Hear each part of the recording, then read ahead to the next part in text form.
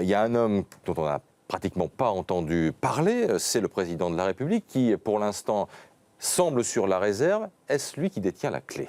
Eh oui, il est au Japon, on vient de le voir sur les images, il va rentrer demain à Paris. Évidemment que c'est lui qui a la clé. Vous savez, dans la Constitution, parmi toutes les fonctions du chef de l'État, on dit qu'il arbitre.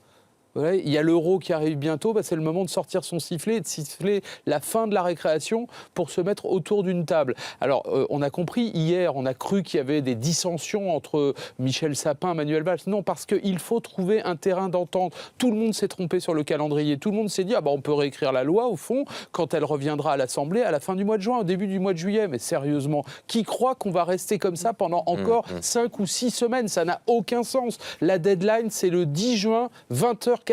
C'est le coup d'envoi de France-Roumanie, le début de l'Euro. C'est le 3e événement le plus suivi dans le monde. On attend 2 millions de visiteurs et vous croyez sérieusement qu'on va organiser cet Euro dans cette situation-là? Donc le moment est venu de se mettre autour d'une table. Et ça, mais sans sortir le carton rouge pour Valls. Non, bien sûr que non, c'est pas utile d'ailleurs. Le rôle du chef de l'État est de dire maintenant on discute. Alors il peut pas le dire comme ça, mais par contre il pourrait très bien décider de nommer un médiateur. On pourrait changer les interlocuteurs plutôt que de continuer à avoir ce face-à-face incroyable entre un syndicaliste, M. Martinez, et un Premier ministre, M. Valls. On pourrait très bien commencer à discuter avec Jean-Claude Mailly. Il n'y est pas défavorable, figurez-vous. Et le lien n'a jamais été rompu avec les amis de Martine Aubry, à l'Assemblée nationale notamment. Donc on peut trouver un terrain d'entente. Et au fond, tout vaut mieux, y compris une réécriture de la loi, que le retrait de la loi. Ça vaut mieux pour le chef de l'État, ça vaut mieux pour Manuel Valls, ça vaut mieux pour la CFDT. Tout le monde serait content. Il va falloir de toute façon trouver un terrain de négociation. Jusqu'à présent, le chef de l'État avait intérêt à laisser Manuel Valls